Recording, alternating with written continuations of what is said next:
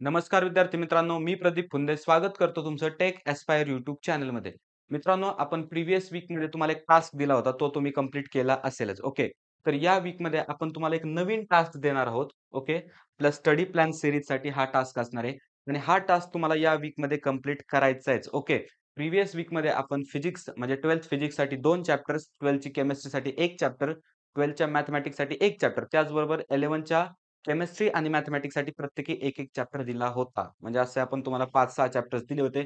I hope की या वीकमध्ये तुम्ही ते कंप्लीट केले असतील. त्यांचे पी-वाय-क्यूज वगैरे पाहिले असतील. सर्व कन्सेप्ट तुम्हाला येत असतील. ओके. त्याच्या नोट्स वगैरे तुम्ही काढल्या असतील, तर त्या तुम्ही रिवाईज करत चाला. ओके. या वीकमध्ये आज आहे 15 ऑक्टोबर. तर या वीकमध्ये म्हणजे इथून पुढचा जो वीक राहील, तर त्यासाठी मी तुम्हाला हा चॅलेंज नंबर 2 देत आहे. तुम्हाला या वीकमध्ये हा चॅलेंज कंप्लीट करायचा आहे. ओके. जेणेकरून आपला 31 डिसेंबर 2025 पर्यंत पूर्ण सिलेबस कव्हर होऊ. नंतर आपण फक्त मॉक टेस्ट आणि रिव्हिजनच करणार आहे. सिलेबसचा वांदा आपल्याला ठेवायचा नाही. त्याच्यामुळे 31 तारखेपर्यंत 31 डिसेंबरपर्यंत आपला पूर्ण सिलेबस कव्हर झाला पाहिजे. त्याच्यामुळे तुम्हाला व्यवस्थितरित्या मी जेवढे चॅप्टर सांगाल तेवढे तुम्हाला कव्हर करायचे आहे. आणि आपल्या या सीरीजला आपले पहिले जे 2 व्हिडिओ आहेत. ओके. तर टाईम टेबलचा व्हिडिओ आणि त्याच्यानंतर वीक 1चा व्हिडिओ खूप अतिउत्तम त्याला प्रतिसाद आपल्याला मिळाला आहे. त्याच्यामुळे आपण हा व्हिडिओ तुमच्यासाठी घेऊन येत आहोत. त्यासोबत आपण 12 वीकपर्यंत म्हणजे 31 डिसेंबर 2025 पर्यंत तुम्हाला प्रत्येक वीकचा आपण प्लॅन तुम्हाला प्रोव्हाईड करणार. त्याच्यामुळे आपल्या चॅनलला सबस्क्राईब करा आणि महत्त्वाची गोष्ट म्हणजे आपण एक WhatsApp ग्रुप तयार केला आहे. ओके. सह्याद्री ट्युटोरियल्स आणि टेक एस्पायर यांनी मिळून एक WhatsApp ग्रुप तयार केला आहे. ओके. त्या WhatsApp ग्रुपला जॉइन करा. त्या ठिकाणी तुम्हाला पूर्ण स्टडी मटेरियल असेल, हँड रिटन नोट्स असतील, तर त्या तुम्हाला मिळतील. त्याचबरोबर आपण Telegram चॅनल सुद्धा तयार केलं आहे. तर त्यालाही तुम्ही जॉइन करा. तर मित्रांनो, जसं मी तुम्हाला सांगितलं, की आपला आहे वीक 2. ओके. आज आहे 15 ऑक्टोबर. ओके. तर हा जो टास्क असणार आहे, तर तो तुम्हाला 15 ऑक्टोबरपासनं 22 ऑक्टोबरपर्यंत कंप्लीट करायचा आहे. ओके. 23 ऑक्टोबरला पुढचा टास्क तुम्हाला मी असाइन करेल. पण 15 ऑक्टोबरपासून 22 ऑक्टोबरपर्यंत हा टास्क तुम्हाला कंप्लीट करायचा आहे. या टास्कमध्ये आपण काय करणार आहे, की जे 12th फिजिक्स आहे, तर त्याचा 1 चॅप्टर. ओके. प्रिव्हियस वीकमध्ये आपण फिजिक्सचे 2 चॅप्टर घेतले होते. पण आता 1 चॅप्टर आपण घेणार आहे. त्याच्यानंतर केमिस्ट्रीसाठी आपण इथं 2 चॅप्टर्स घेतोय. ओके. आणि त्याच्यानंतर मॅथेमॅटिक्स 1 साठी आपण 1 चॅप्टर घेतोय. ओके. अजून आपण मॅथेमॅटिक्स 2 सुरू केलं नाही. काळजी करू नका. आपलं पूर्ण कव्हर होईल. मी सांगतोय तेवढं फक्त तुम्ही फॉलो करत चला. त्याच्यानंतर आपण 11th स्टँडर्डसाठी फिजिक्ससाठी 1 चॅप्टर घेतोय. त्याच्यानंतर केमिस्ट्रीसाठी आपण इथं चॅप्टर घेत नाही. कारण ऑलरेडी आपण 12th केमिस्ट्रीसाठी 2 चॅप्टर घेतोय. ओके. त्याच्यामुळे आपलं पूर्ण असं पॅरलली चाललं पाहिजे. त्यासाठी आपण प्रयत्न करतोय या पद्धतीने. ओके. आणि त्याच्यानंतर मॅथेमॅटिक्ससाठी आपण 1 चॅप्टर घेतोय 11चा. तर या पद्धतीने तुमचं टार्गेट असणार आहे. तुम्हाला हे चॅप्टर्स कव्हर करायचे आहेत. ओके. आता ते कोणते चॅप्टर्स कव्हर करायचे ते येणाऱ्या स्लाईडमध्ये मी तुम्हाला सांगणार आहे. फक्त लक्षात असू द्या या पद्धतीने याचा तुम्ही स्क्रीनशॉट काढून ठेवा. ओके. किंवा समजा येणाऱ्या ज्या स्लाईड्स आहेत. आता हे पहा. 12th फिजिक्ससाठी आपण चॅप्टर घेतोय kinetic theory of gases and radiation. हा तिसरा चॅप्टर आहे. याच्या अगोदरच्या वीकमध्ये आपण चॅप्टर 1 आणि चॅप्टर 2 हा 12चा कव्हर केला होता फिजिक्ससाठी. ओके. आय होप तो तुम्ही व्यवस्थित केला असेल आणि जर केला नसेल, तर विद्यार्थी मित्रांनो बॅकलॉग ठेवू नका. तो अगोदर व्यवस्थित कव्हर करा. ठीक आहे. 1 आठवडा तुमची सीरीज लेट होऊ द्या, पण व्यवस्थित करत चाला. म्हणजे माझं सांगण्याचं तात्पर्य तुम्हाला आहे, की तुम्ही करा. थोडंसं लेट होऊ द्या किंवा तुम्हाला म्हणजे सांगण्याचं तात्पर्य तुम्हाला समजत असेल, की तुम्ही काही ना काहीतरी करा. ओके. आता kinetic theory of gases and radiation केटीजीमध्ये आपल्याला काय पाहायचंय, तर बेसिक ज्या टर्मिनॉलॉजीज आहेत. आता सर्वप्रथम तुम्ही बुक रेफर करायचं ॲज इट इज. बुकमध्ये जेवढं काही तुम्हाला थिअरी दिसते, ती थिअरी तुम्ही वाचून काढायची. ओके. म्हणजे आयडियल गॅस असेल, रिअल गॅस असेल, त्यांच्या प्रॉपर्टीज असेल, त्यांचं कंपॅरिझन असेल, हे सगळं तुम्हाला माहिती पाहिजे. त्याच्यानंतर आयडियल गॅस इक्वेशन असेल, ते तुम्हाला माहिती असणं गरजेचं आहे. Then Mayer's relation okay. हा सुद्धा एक खूप इम्पोर्टंट टॉपिक आहे. त्याच्यानंतर black body, perfectly black body म्हणजे काय असतं? त्याची डायग्राम वगैरे बोर्डसाठी तुम्हाला इम्पोर्टंट आहे. सी-ई-टीला डायग्राम येणार नाही, पण ब्लॅक बॉडीच्या प्रॉपर्टीज येतील. ओके. त्याच्यामुळे तुम्हाला त्या लक्षात असणं गरजेचं आहे. Then coefficient of emission okay किंवा कोएफिशियंट ऑफ इमिसिव्हिटी हे तुम्हाला कॅल्क्युलेट करता आलं पाहिजे. आणि त्याचबरोबर जेवढे तुम्हाला या चॅप्टरमध्ये फॉर्म्युले दिसतील, मी तुम्हाला पहिल्या व्हिडिओपासून सांगतोय, फॉर्म्युला शीट बनवा. फॉर्म्युला शीट म्हणजे काय? तर तुम्ही एक सेपरेट नोटबुक करा किंवा सेपरेट तुम्ही पेजेसवर लिहा. म्हणजे प्रत्येक चॅप्टरमध्ये तुम्हाला अभ्यास करताना कोणते फॉर्म्युले सापडले, त्या फॉर्म्युल्याबद्दल थोडीशी माहिती लिहा. म्हणजे त्या फॉर्म्युल्याचे समजा नोटेशन्स काय आहेत किंवा कुठे ते यूज करायचे आहेत. जेणेकरून तुम्हाला एक्झामच्या वेळेस, ऐन वेळेस जाताना किंवा फायनल रिव्हिजन करताना पूर्ण पुस्तक उचकत बसायची गरज नाही. फक्त तेवढं फॉर्म्युला शीट जरी पाहिली तुम्ही, तरी तुमचं व्यवस्थित होईल. त्याच्यामुळे फॉर्म्युला शीट जर तुम्ही बनवली नसेल, तर आत्ताच बनवून ठेवा. ओके. म्हणजे या पद्धतीने मला या वीकमध्ये फिजिक्सचा 3rd चॅप्टर कव्हर करायचा आहे. त्याचबरोबर तुम्हाला केमिस्ट्रीचे 2 चॅप्टर्स कव्हर करायचे आहेत. एक तर केमिस्ट्रीचा सेकंड चॅप्टर सोल्युशन खूप सिंपल चॅप्टर आहे, खूप सोपा चॅप्टर आहे. त्याच्यामध्ये काय बेसिक टर्मिनॉलॉजी, सोल्युशन म्हणजे काय? ओके. यासारख्या बेसिक टर्मिनॉलॉजी तुम्हाला कव्हर करायच्या आहेत. त्याच्यानंतर जेवढ्या काही डेफिनिशन आहेत बुकमध्ये डेफिनिशन करायच्या आहेत. हा जास्त थियोरेटिकल टॉपिक आहे. त्याच्यामुळे डेफिनिशनवरून line to line as it is question याच्यामध्ये रिपीट होतात. ओके. तर ते तुम्हाला व्यवस्थित करायचंय. त्याच्यानंतर हेनरीज लॉ असेल, राउट्स लॉ असेल म्हणजे त्यांचे ऑल डेरिव्हेशन वगैरे तुम्हाला करायचंय. ओके. त्याला लॉजचे स्टेटमेंट तुम्हाला माहिती असणं गरजेचं आहे. त्याच्यानंतरनं आयडियल सोल्युशन ओके. त्याच्यानंतर ऑल फॉर्म्युलेज प्रत्येक चॅप्टरसाठी हे सेम असणार आहे. फॉर्म्युलेज असो, डेफिनिशन असो, डेरिव्हेशन असो. डेरिव्हेशन ॲक्चुअल लक्षात ठेवण्याची गरज नाही, पण कशा पद्धतीने ते डिराईव्ह झालं, एक तुम्हाला बेसिक आयडिया असणं गरजेचं आहे. त्याच्यानंतर ते डेरिव्हेशन का डिराईव्ह झालं, त्याचा उपयोग काय आहे, त्याच्यानंतर आपण कुठं-कुठं तो लॉ किंवा समजा ती गोष्ट यूज करू शकतो, हे तुम्हाला पाहणं गरजेचं आहे. मित्रांनो, अभ्यास ठीक आहे, परीक्षेसाठी तुम्ही अभ्यास करा. पण हाच अभ्यास तुम्हाला इन फ्युचर सुद्धा उपयोगी येणार आहे, ज्यावेळेस तुम्ही इंजिनिअरिंगला जाल. त्याच्यामुळं बेसिक्स एकदा क्लिअर करून घ्या. बेसिक जर क्लिअर केलं, तर तुम्ही इझिली ॲडव्हान्सपर्यंत जाऊ शकता. ओके, म्हणजे या पद्धतीने तुम्हाला 12च्या केमिस्ट्रीचा सोल्युशन्स कव्हर करायचा आहे. त्याच्यानंतरनं 3rd चॅप्टर आयोनिक इक्विलिब्रिया हा तुम्हाला कव्हर करायचा आहे. ओके. आता याच्यामध्ये काय बेसिक टर्म्स आहेत. ॲसिड म्हणजे काय? बेस म्हणजे काय? ॲसिड बेस थिअरी असेल. ओके. यासारख्या गोष्टी तुम्हाला कव्हर करायच्या आहेत. त्याच्यानंतर पी म्हणजे काय? ज्या छोट्या-छोट्या गोष्टी त्या तुम्हाला कव्हर करायच्या आहेत. ओके.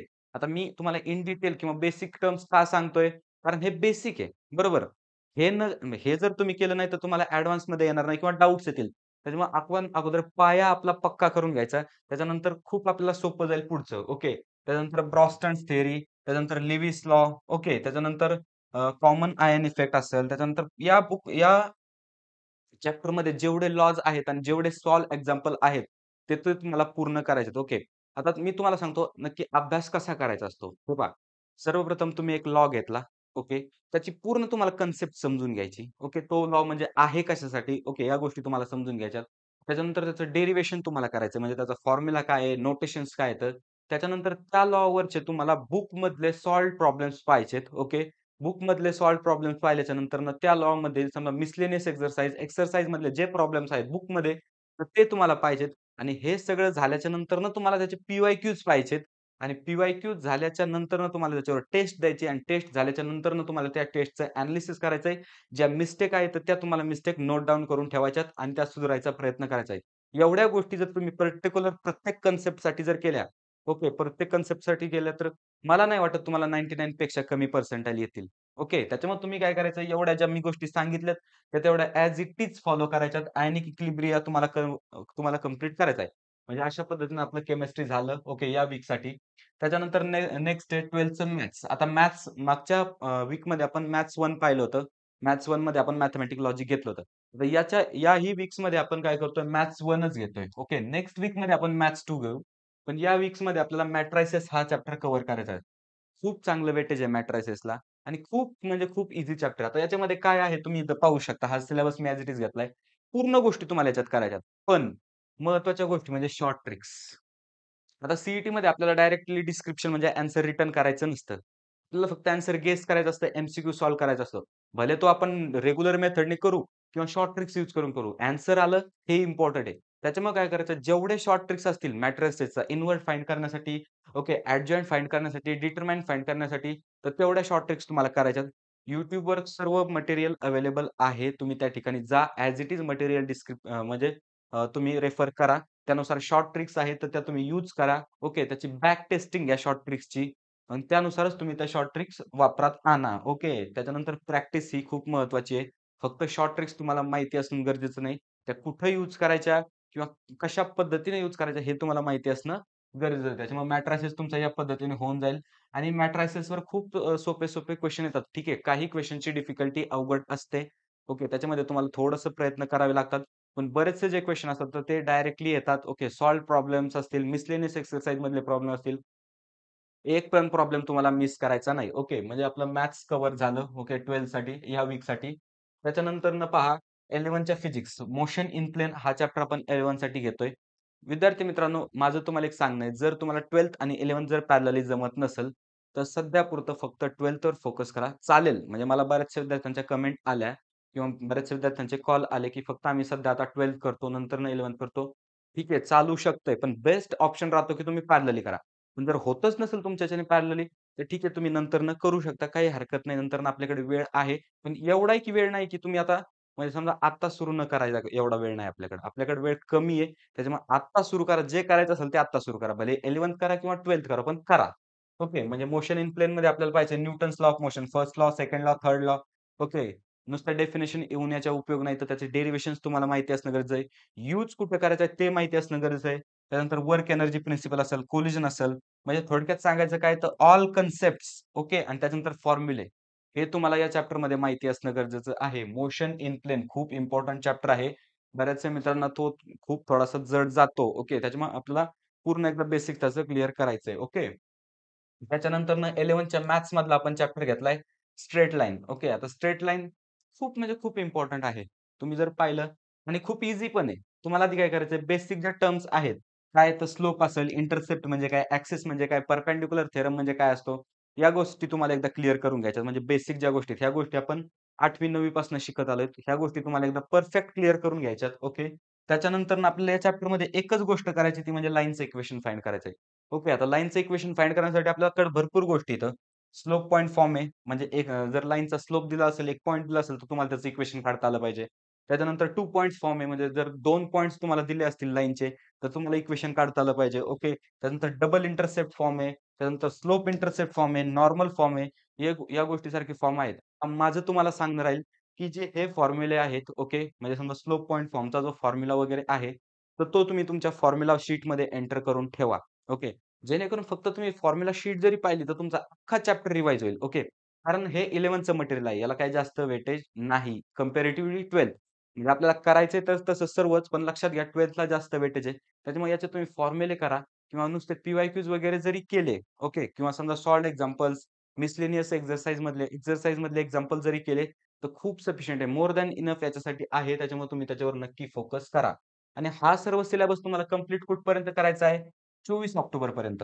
ओके. 24 ऑक्टोबरपर्यंत हा सर्व सिलेबस तुम्हाला कंप्लीट करायचा आहे. सिलेबस म्हणजे या वीकमध्ये जे तुम्हाला टार्गेट दिलंय, ओके. तर 24 ऑक्टोबरपर्यंत हे कंप्लीट करायचंय.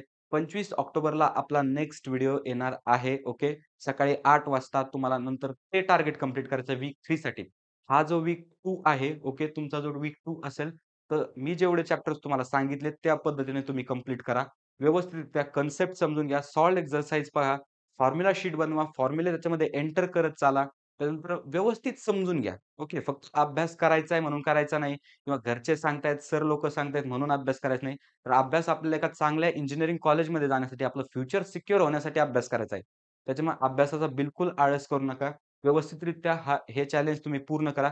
जर तुम्ही या पद्धतीने जर अभ्यास करत राहिले, तर तुमचा 31 डिसेंबरपर्यंत पूर्ण सिलेबस संपेल आणि त्याच्यानंतर जे 2-3 2-2.5 महिने राहतात, तर त्याच्यात आपण फक्त रिव्हिजन आणि मॉक टेस्ट देणार आहे. त्याच्यामुळं 99 पर्सेंटाइल तुम्हाला म्हणजे 99 पर्सेंटाइलच्या खाली तुम्ही येऊ शकत नाही. जर तुम्ही या पद्धतीने अभ्यास केला तर. आणि जर मित्रांनो तुम्ही अभ्यास अजूनही चालू केला नसेल, तर प्लीज अभ्यास सुरू करा. अभ्यास खूप इम्पोर्टंट आहे मित्रांनो. इंजिनिअरिंग कॉलेज खूप मॅटर करतं. तुम्ही कुठेही जरी गेले, कोणत्याही तुम्ही इंजिनिअरिंग ॲस्पिरंटला विचारा किंवा जे इंजिनिअरिंग विद्यार्थी करतायत त्यांना विचारा, की कॉलेज मॅटर करतं का? तर तुम्हाला प्रत्येक जण सांगतील, की कॉलेज मॅटर करतं. जर कॉलेज मॅटर करत नसतं, तर एवढी रेस असतीच कशासाठी? तुम्हीच विचार करा ना, लॉजिकल विचार करून पहा. पास तर सगळे होणार आहे. डिग्री सगळ्यांना एका सेम युनिव्हर्सिटीमध्ये भेटेल. पण कॉलेज खूप मॅटर करतं. तुमच्या प्लेसमेंट असतील, तुमचं एक कॉलेज तुमचं इम्प्रेशन ठरवतं. त्याच्यामुळे कॉलेजवर तुम्ही फोकस करायचा आहे आणि कॉलेज जर तुम्हाला चांगलं पाहिजे असेल, तर तुम्हाला हा आकडा मिळणं खूप गरजेचं आहे. त्याच्यामुळे अभ्यास करणं हे खूप गरजेचं आहे. मित्रांनो, जर तुम्हाला व्हिडिओ आवडला असेल, तर व्हिडिओला लाईक करा. आपलं चॅनल तुमच्या मित्र-मैत्रिणींपर्यंत शेअर करा. ही सीरीज जेवढे होईल तेवढी जास्त शेअर करा. जेणेकरून जे गरजू विद्यार्थी आहेत, ज्यांनी अजूनही अभ्यासाला सुरू केलं नाही किंवा अभ्यास कसा करायचा आहे, हे त्यांना समजत नाही, तर त्यांच्यासाठी खूप फायदेशीर ठरेल. आणि महत्त्वाचं म्हणजे जर तुम्ही आपल्या चॅनलवर नवीन असाल, तर प्लीज फक्त आपल्या चॅनलला सबस्क्राईब करा. तर आपल्या टीमकडनं तुमच्यासाठी खूप ऑल द बेस्ट. व्यवस्थित अभ्यास करा आणि मला कमेंट करून सांगा तुमचा अभ्यास कशा पद्धतीने चाललाय. तर ठीक आहे मित्रांनो, भेटूया नेक्स्ट व्हिडिओमध्ये अशाच एका इन्फॉर्मेटिव्ह टॉपिक सोबत.